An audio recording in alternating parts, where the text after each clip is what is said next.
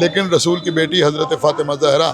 اور ان کے فرزندوں یعنی ان کے بیٹے امام حسن علیہ الصلوۃ والسلام اور اسی سلسلے میں آگے بڑھ کے ان کے پوتے امام زین العابدین علیہ الصلوۃ والسلام، امام محمد باقر اور امام جعفر صادق علیہ الصلوۃ والسلام، جن کو ہم امام مانتے ہیں، ان کے روضوں کو ڈھا دیا گیا۔ 100 سال سے زیادہ ہو گئے، مسلسل ہمارا احتجاج جاری ہے۔ نظام جنت البقیع کے حوالے سے پوری دنیا میں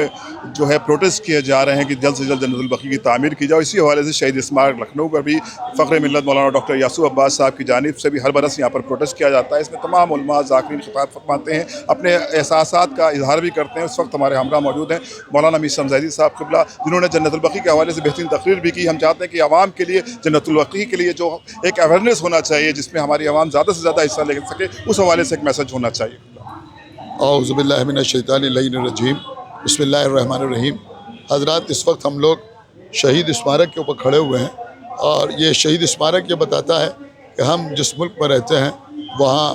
شہیدوں کے اسمارک بنائے جاتے ہیں، شہیدوں کو یاد کیا جاتا ہے۔ لیکن بڑے افسوس کی بات ہے کہ سعودی عربیہ میں جہاں اس وقت تمام غلط کام کیے جا رہے ہیں جو اسلام کے ورد ہیں، دین کے خلاف ہیں، مثلا رقاصائیں بلائی جا رہی ہیں، یعنی ڈانسرز بلائے جا رہے ہیں اور ڈانس کے پروگرام ہو رہے ہیں، گانے ہو رہے ہیں، جوئے خانے کھلے ہوئے ہیں، شراب بیچی جا رہی ہے، تمام غلط کام کیے جا رہے ہیں۔ لیکن رسول کی بیٹی حضرت فاطمہ زہرا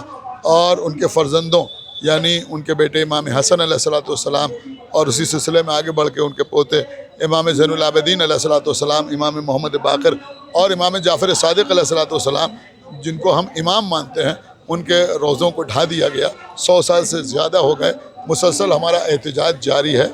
اور بہرحال ہم اسی امید کے ساتھ ہر سال یہ احتجاج کرتے ہیں کہ جلد از جلد یہ روضے تعمیر ہوں۔ اور میں آپ تمام حضرات سے بھی گزارش کروں گا کہ اپنی دعاؤں میں جنت البقیع کی تعمیر کو ضرور شامل کریں، اور اپنی حیثیت بھر جہاں ممکن ہو، جس طرح سے ممکن ہو، اس طرح سے اس ظلم کے خلاف اور عظیم ترین ظلم کے خلاف صدائے احتجاج بلند کریں۔